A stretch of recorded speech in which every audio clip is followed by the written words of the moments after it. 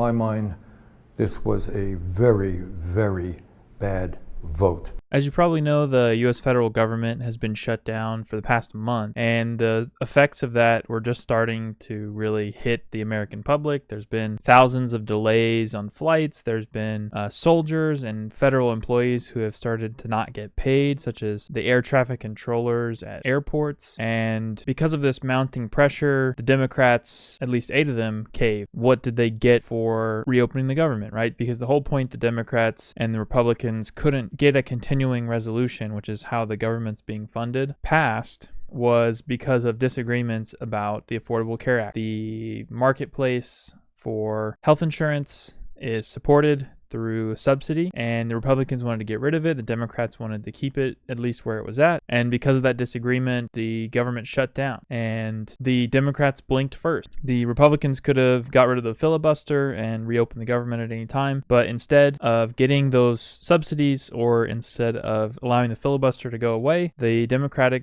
coalition caved. And these are the 8 senators who voted in favor of this. It's not a done deal, right? The government's not reopened tonight. Procedural process at this point, it'll be open by the end of the week. So who are they? It is the senators are Angus King from Maine. He's an independent, but caucuses with the Democrats. Shaheen from New Hampshire. Hassan from New Hampshire. So Catherine Cortez Masto, Dick Durbin, John Fetterman from Pennsylvania, Tim Kaine, Jackie Rosen. So these were the holdouts that voted. So they needed 60 votes, and that's exactly the amount that they got. And so I talked about how the original reason this whole thing happened was because of the Affordable Care Act subsidies, right? The payment from the federal government that lowered Americans' healthcare costs monthly, right? They didn't pass that, right? Like, that wasn't in this resolution. They did not get that as part of the deal. What did they get? What is the deal that was secured to get these votes? So reopening the government is the main thing, right? That's for John Fetterman, for example. The reason he voted originally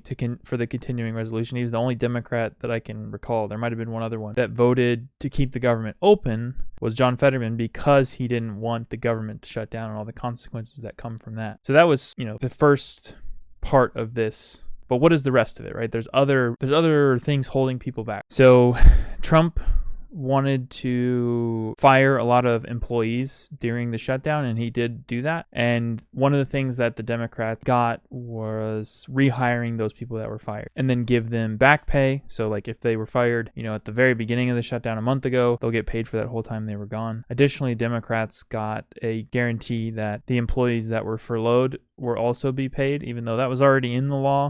There was threats from the Republicans, specifically Donald Trump, of not paying some of those employees who were furloughed.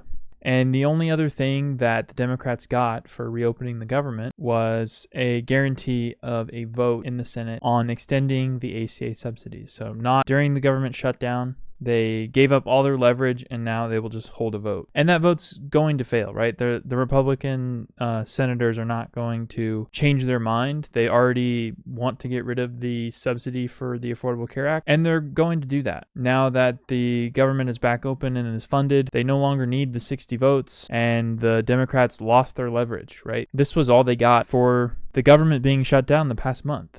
They really didn't get anything. And so now the rhetoric shifts from Republicans shut down the government to take away people's health care to Democrats shut down the government for no reason. So, I'd like to stand here and be a cheerleader for these Democratic senators and independent senators for standing up for Americans who can't afford health care. But honestly, I don't think I can do that. They gave up the leverage they had, and it's good that the government's reopened, right? Like, I don't want air traffic controllers to have to decide whether or not they're going to quit their job or be able to afford their mortgage payment, right? Like, I'm not saying that that's a good thing. But if you're closing down the government for no reason and you get no benefits from closing down the government, then why did you do it in the first place? It's not a good look. Here's what one of the Democrats that voted in favor of the continuing resolution had to say.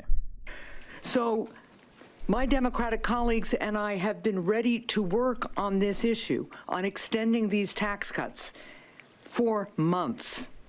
With the government reopening shortly, Senate Republicans now finally have to come to the table.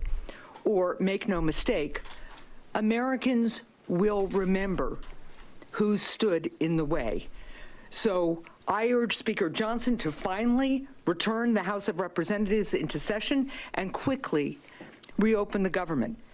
And that's it, right? There's no big statement on what the Democrats got from this whole mess. It's just that they will hold a vote on a bill that's not going to pass. Tonight, 8 Democrats Here's Senator voted Bernie with the Sanders to give his opinion. Tonight, 8 Democrats voted with the Republicans to allow them to go forward on this continuing resolution. And to my mind, this was a very, very bad vote.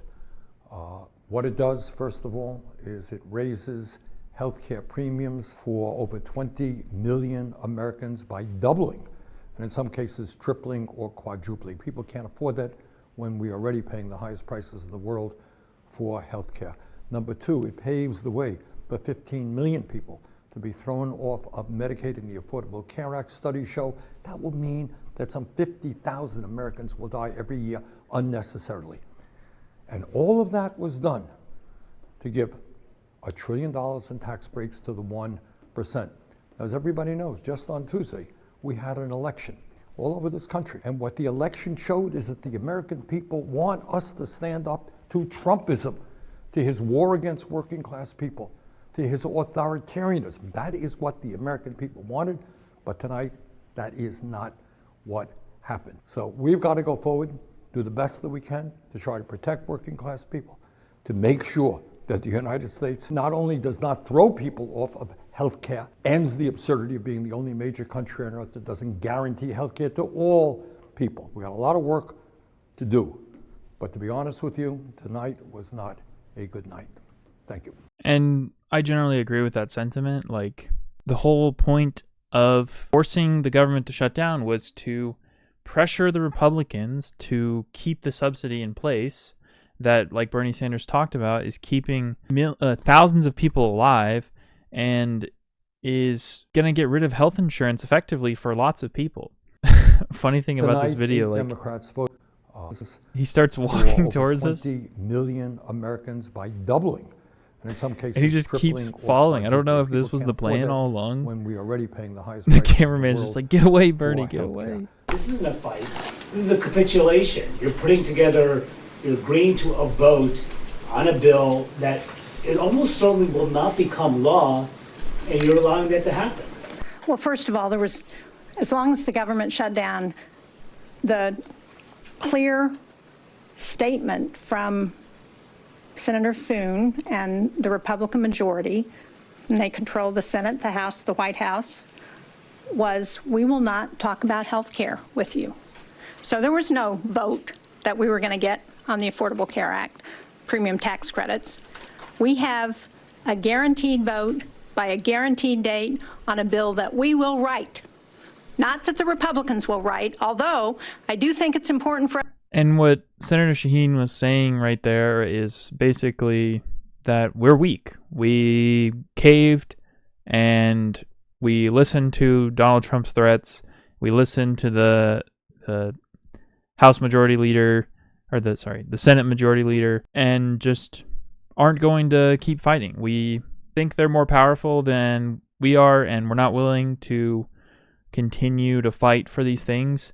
We would rather the Republicans get what they want and just let the government make healthcare unaffordable for thousands, millions of Americans, and just give up all the leverage is basically, they had them in sort of a arm lock in a sense, and, it was a self-destructive position, right? The Democrats aren't helping anybody by keeping the government closed, but they are able to use that leverage to get the things that they want, get some of their priorities passed and fight for the American people. But instead, basically, the government shut down for a record amount of time for basically no good reason. They didn't really get any major concessions. They got people paid who work in the federal government, but that's pennies compared to the millions and millions of the billions of dollars that are going to not go out to Americans' healthcare. There are going to be people who will no longer be able to afford health insurance, and will not be covered next year. They just won't be able to afford it. And that's the reality that we're facing. And Gavin Newsom, the governor of California, put it succinctly of pathetic. This isn't a deal. It's a surrender. Don't bend the knee. And this was before they did bend the knee. And yeah, I mean, it goes against the whole point of the shutdown. The whole reason from the very beginning that it was worth it was to get a deal on healthcare, to get at least some relief on the pressure that these bills are going to have on people. I've seen health insurance premiums double. So if you don't know about health insurance very much, it's just the amount that you're paying every month was going to double in some people's cases. So from $1,000 to $2,000, from $300 to $900 for some people. Like, it was really bad. So we'll just have to wait and see. Please subscribe. I'm trying to get to 1,000 subscribers by the end of the year, and I'll see you next time.